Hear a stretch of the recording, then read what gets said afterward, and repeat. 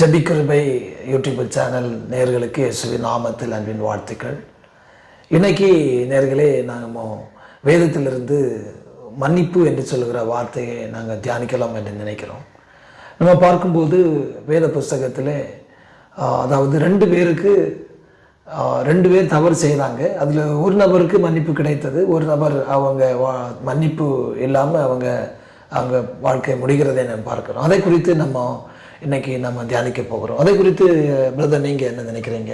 இப்போ ரெண்டு பேரும் தவறு பண்ணுறாங்க. ஒன்று பேதுரு பண்ணுறாங்க. பேதுரு தவறு பண்ணுறாரு, அவருக்கு மன்னிப்பு கிடைக்கும். ஆனால் யூதாஸும் தவறு பண்ணுறாரு. பேதுரு பண்ணுறதை விட யூதாஸ் பெரிய தவறு பண்ணாங்கன்னா இல்லை.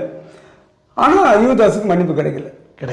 ஏன் கிடைக்கல அப்படின்னு சொல்லும்போது, பேதுரு என்ன பண்ணாரு, அந்த மனம் கசந்து அழுதாரு, ஆண்டவர்கிட்ட விழுந்துட்டாரு. எந்த மனுஷன்ட்டு போல, எந்த யாருக்கிட்டையுமே போல, நேரம் என்ன பண்ண மனம் கசந்து அழுவாரு. அப்படி ஆண்டவர்கிட்ட விழுறாரு, ஆண்டவர் முகத்தை பார்க்குறாரு, ஆண்டவர்கிட்ட விழுகிறாரு. ஆனால் ஆண்டவர்கிட்ட மன்னிப்பு கிடைக்குது. அவர் ஒரு பெரிய இடத்துல வச்சார். அந்த இருக்கிற ஊழியக்காரங்களே பெரிய இடத்துல வந்து யாரோ என்ன பண்றாரு, ஆண்டவர் வைக்கிறாரு.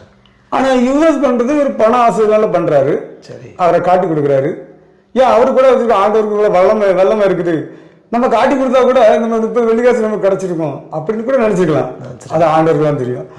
ஆனா இப்ப என்ன அப்படின்னு பார்க்கும்போது, ஒரு 300, அதாவது இந்த ஒரு ஸ்ரீ வந்து ஒரு பரிமள தைலத்தை ஆண்டவர் காலில் ஊத்துறாங்க. ஊத்தும் போது அந்த பணம் எவ்வளவுன்னு கேட்டா 300 வெள்ளிக்காசு. 300 பணம் அப்படின்னு சொல்றாங்க.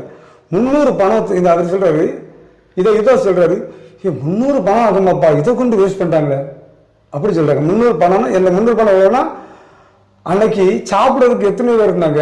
3000 பேர் சாப்பிட்றதுக்கு அந்த 300 பணம் போதும் அப்படின்னு சொல்றாங்க.